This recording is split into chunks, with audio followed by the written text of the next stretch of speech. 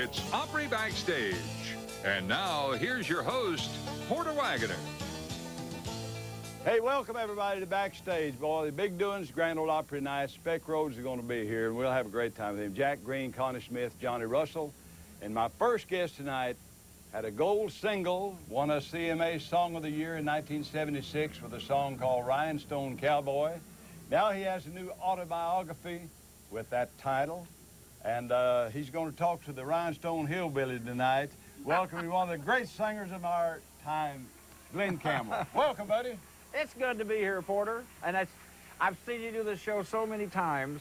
And I said, I wonder what it would be like sitting there talking with Porter, because you and I have never really sat down and yacked very much, you know? No. It's always been like passing. Well, we have a few times we've got to visit a little. When you come here to do the CMA show or something. And but, man, you got a new book out? Yeah, I figured I'd just tell it all, get it off of my chest, clean out the trough, put in new water, and just, actually, it's been such a real cleansing process for Glen Campbell, you know. Well, that's great, man. I know that, I've heard that it has an asbestos cover. I was just checking here to see.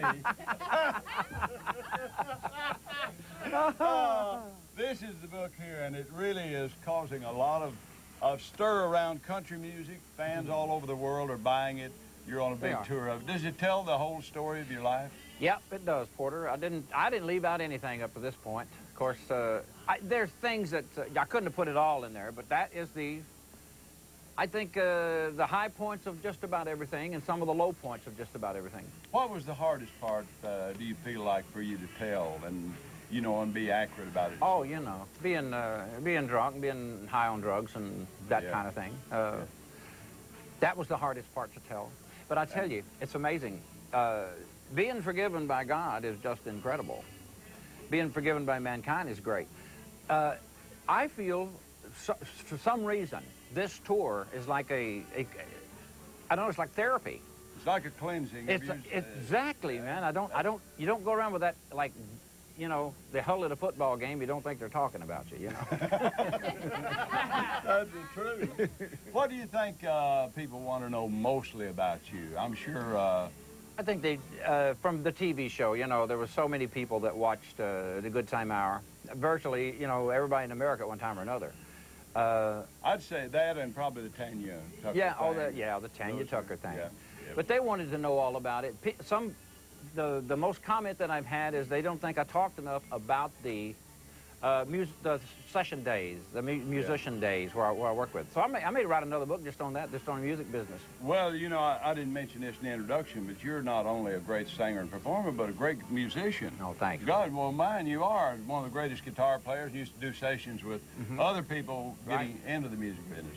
Now, just tell me a little bit more about the book. Is there anything in the book that you wish you hadn't put in it? Well, no, not really.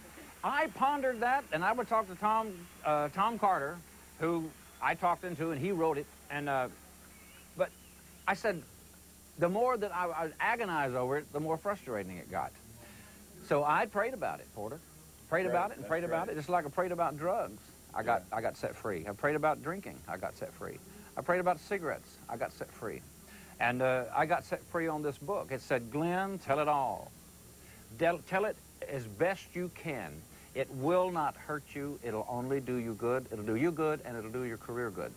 So I said, boy, that's marvelous for me. Well, it is, man. That's and I'll tell you, of course, I did a book here. It's been out a little over a year now. And the debriefing sort of and going through all of it and getting it out of your system and off your chest, I think, that's a great therapy, I think, for a person. Well, you know, people say, all I've been asked about on this entire tour, like you say, is the TT incident. Oh, yeah, absolutely.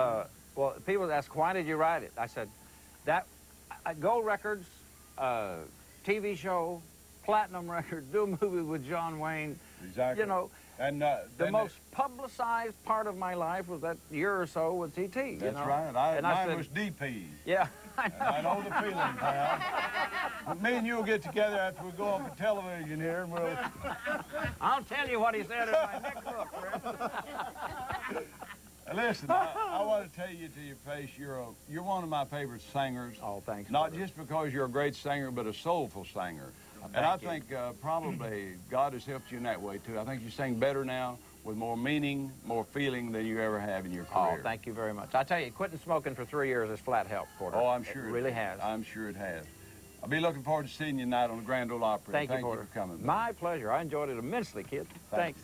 Glen Campbell, what a great person. You'll enjoy him tonight on the Grand Ole Opry. Now, Janet Tyson has